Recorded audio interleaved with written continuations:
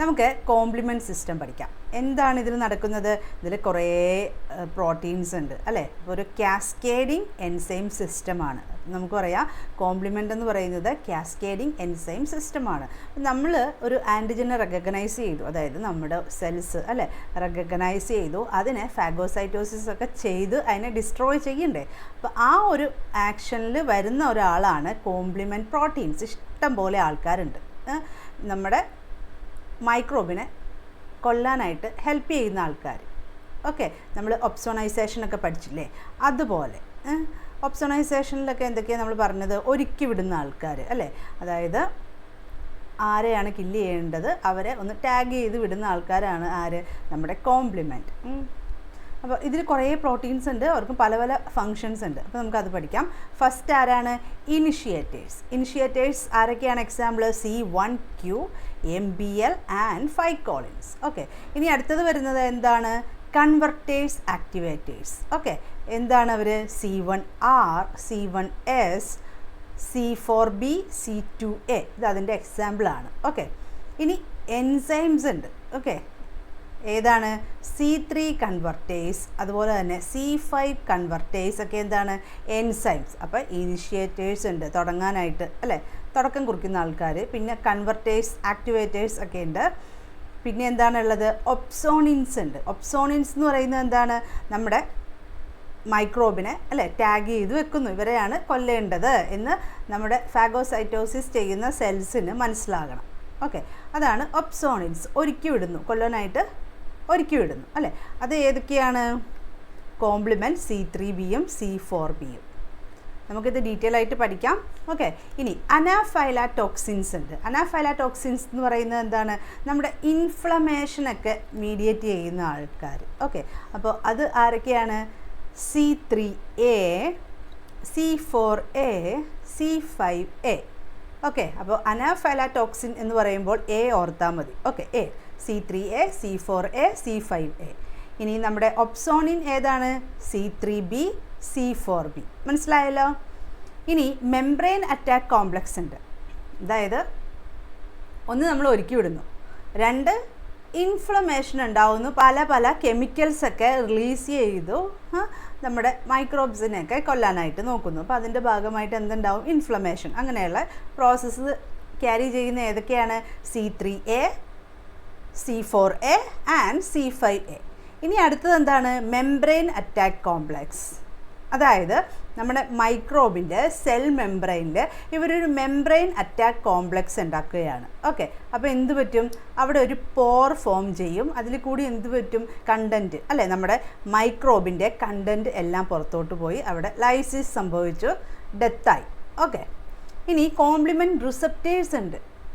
ഈ കോംപ്ലിമെൻറ്റിനെ മനസ്സിലാക്കാനായിട്ട് എല്ലാ റിസപ്റ്റേഴ്സ് ഉണ്ട്. ഓക്കെ, അത് ഏതൊക്കെയാണ്? അത് എവിടെയായിരിക്കും ഉള്ളത്? നമ്മുടെ ഫാഗോസൈറ്റോസിസ് ചെയ്യുന്ന സെൽസിലായിരിക്കും ആ റിസപ്റ്റേഴ്സ് ഉള്ളത്. ആരൊക്കെയാണ്? CR1, CR2 ഒക്കെയാണ് കോംപ്ലിമെൻറ്റ് റിസപ്റ്റേഴ്സ്. ഇനി നമുക്ക് റെഗുലേറ്ററി പ്രോട്ടീൻസ് ഉണ്ട്. അതായത് കോംപ്ലിമെൻറ്റ് ഈ ആക്ഷനൊക്കെ നടത്തി ഇങ്ങനെ പോകും, പക്ഷേ എവിടെയും എന്താണ്? ഒരു റെഗുലേഷൻ വേണം. റെഗുലേഷൻ ഇല്ലെങ്കിൽ എന്ത് പറ്റും? അൺകൺട്രോൾഡ് പ്രോസസ്സ് ആവും അല്ലേ. ഇവിടെ എൻസൈമാറ്റിക് റിയാക്ഷനാണ്, നമുക്ക് ഒരു കാസ്കേഡ് ഉണ്ട്, എൻസൈം കാസ്കേഡ് റിയാക്ഷൻ തന്നെയുണ്ട്. അപ്പോൾ നമുക്കിവിടെ ഒരു റെഗുലേഷൻ വേണം. അപ്പോൾ റെഗുലേറ്ററി പ്രോട്ടീൻസ് ആയിട്ട് ആരൊക്കെയാണുള്ളത്? ഫാക്ടർ 1 ഉണ്ട്, അതുപോലെ തന്നെ പ്രോട്ടക്റ്റീൻ. ഓക്കെ, പ്രോട്ടക്റ്റീൻ ഉണ്ട്. ഓക്കെ, ഫാക്ടർ 1 എന്ന് പറയുന്നത് എന്താണ്? നമ്മുടെ C3B ആരായിരുന്നു? ഒപ്സോണിൻ. കണ്ടോ, C3Bനെ ഡീഗ്രേഡ് ചെയ്യുന്ന ആളാണ് ഫാക്ടർ 1. ഇനി പ്രോട്ടക്റ്റിൻ എന്ന് പറയുന്നത് എന്താണ്? നമ്മുടെ മെംബ്രെയിൻ അറ്റാക്ക് കോംപ്ലക്സ് ഉണ്ടാക്കുക. ഓക്കെ, അതിനെ ഇൻഹിബിറ്റ് ചെയ്യും. ഓക്കെ, അതുണ്ടാകാൻ സമ്മതിക്കില്ല. അതാണ് നമ്മുടെ പ്രോട്ടക്റ്റിൻ ചെയ്യുന്നത്. ഇതാണ് കോംപ്ലിമെൻറ്റ് പ്രോട്ടീൻസ്.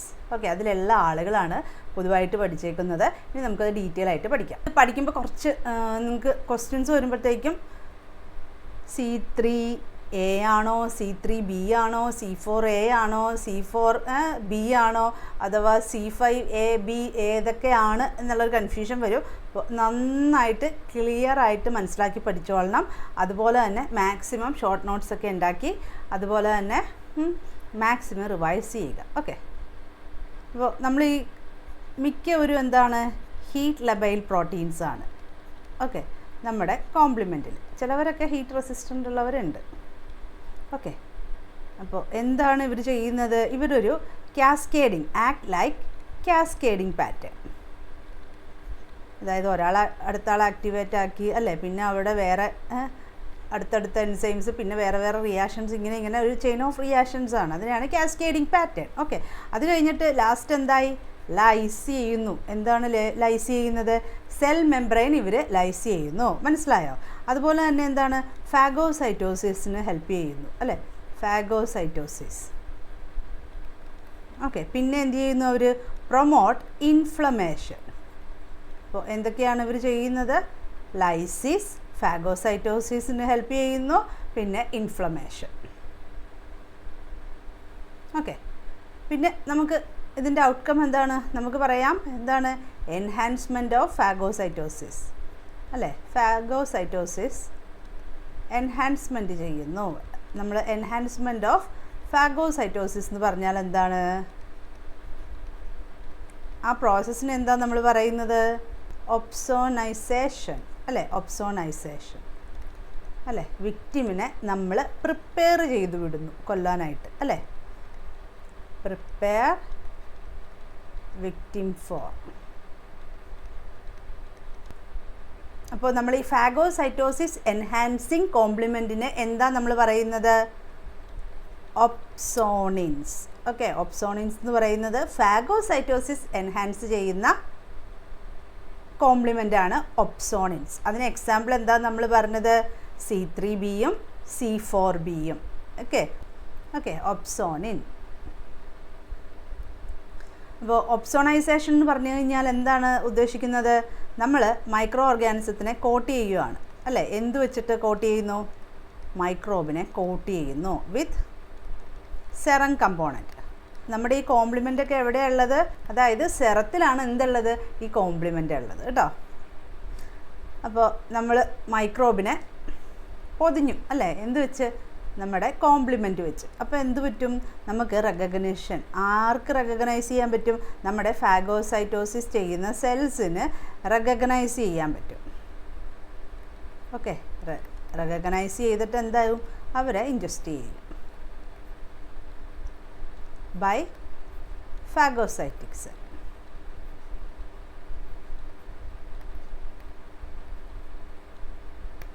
ഓക്കെ, അപ്പോൾ ഒപ്സോണിനായിട്ട് സെർവ് ചെയ്യുന്ന ആരാണ്? C3Bയും C4Bയും. അപ്പോൾ ഈ പാത്തോജൻ ഒപ്സോണിൻ വെച്ച് കോട്ട് ചെയ്തേക്കുവാണ് അല്ലേ. അപ്പോൾ നമ്മുടെ പാത്തോജൻ ഇതാണെങ്കിൽ അതിൽ ഒപ്സോണിനൊക്കെ ഉണ്ടെങ്കിൽ അത് കഴിയുമ്പോഴത്തേക്കും എന്താ? അവർ ഫാഗോസൈറ്റോസിസ് ഒക്കെ ചെയ്ത് ക്ലിയർ ചെയ്താൽ അല്ലേ, ഈ പാത്തോജനൊക്കെ നമുക്ക് പറയാം പാത്തോജൻ ക്ലിയറൻസ് ഇൻക്രീസ് ചെയ്യും അല്ലേ. ഈ ഒപ്സോണിൻ ഒക്കെ വെച്ച് കോട്ട് ചെയ്ത് വെച്ചേക്കുവാണെങ്കിൽ പാത്തോജൻ ക്ലിയറൻസ് ഇൻക്രീസ് ആവും. അതുപോലെ തന്നെ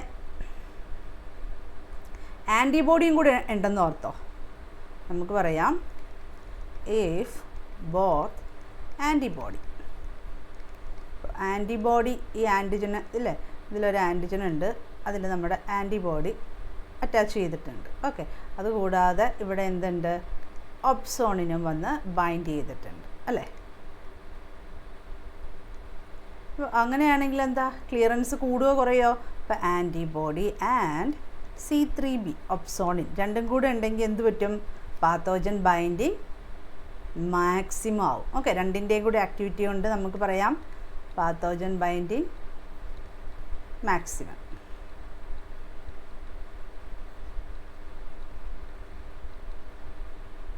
ഓക്കെ, അപ്പോൾ നമ്മൾ പറയുകയാണെങ്കിൽ ഇവരെല്ലാവരും കൂടെ ഒറ്റ കോംപ്ലക്സ് ആയിട്ടാണ് ഇരിക്കുന്നത് കേട്ടോ. അപ്പോൾ നിങ്ങൾക്ക് ഡയഗ്രത്തിൽ മനസ്സിലാക്കാൻ വേണ്ടിയിട്ടാണ് ഇങ്ങനെ കാണിച്ചത്.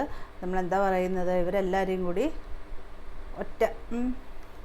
ഇപ്പോൾ നമ്മുടെ ആൻറ്റിജൻ, അതുപോലെ തന്നെ ഇമ്മ്യൂണോഗ്ലോബുലിൻ, പിന്നെ നമുക്ക് പറയാം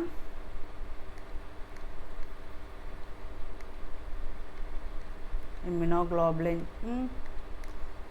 ആൻറ്റിജൻ, പിന്നെ നമ്മുടെ ഒപ്സോണിൻ ഇതിൻ്റെ കൂടെ വരും. ഓക്കെ, എന്നിട്ടാണ് ഇവർ എങ്ങോട്ട് അറ്റാച്ച് ചെയ്യണത്? ഇവിടെ നമ്മുടെ മൈക്രോബിൽ എന്താ ഉള്ളത്? ഈ ആൻറ്റിജൻ. ഈ ആൻറ്റിജനിലാണ് ഇവർ അറ്റാച്ച് ചെയ്യുന്നത്. ഓക്കെ, ആ ഡയഗ്രാം കാണിച്ചു തരാം നിങ്ങൾക്ക് കേട്ടോ, നിങ്ങൾക്ക് ഡീറ്റെയിൽ ആയിട്ട് പഠിക്കാതെ.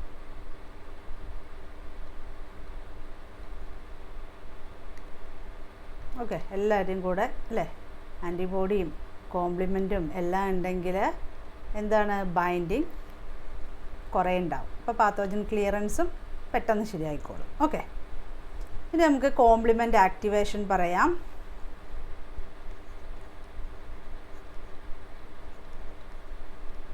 കോംപ്ലിമെൻ്റ് ആക്ടിവേഷൻ എങ്ങനെയാണെന്ന് നമുക്ക് പഠിക്കാം.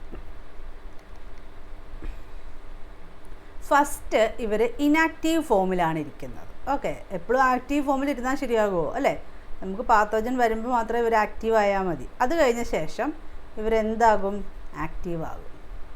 ആക്റ്റീവ് ആകണമെങ്കിൽ എന്ത് വേണം? എൻസൈമാറ്റിക് ക്ലീവേജ് വേണം. Okay, enzymatic cleavage. ഓക്കെ, അപ്പോൾ നമുക്ക് ഈ കോംപ്ലിമെൻ്റ് ആക്ടിവേഷൻ പാത്വേ 3 പാത്വേ ആണുള്ളത്. ക്ലാസിക്കൽ, ലെക്റ്റിൻ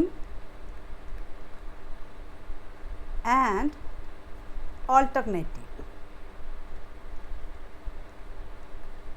അതായത് classical complement pathway, lectin complement pathway, alternative complement pathway. 3 പാത്വേയിൽ കൂടിയാണ് ഇതിൻ്റെ ആക്ടിവേഷൻ വരുന്നത്. അത് നമുക്ക് പഠിക്കാം.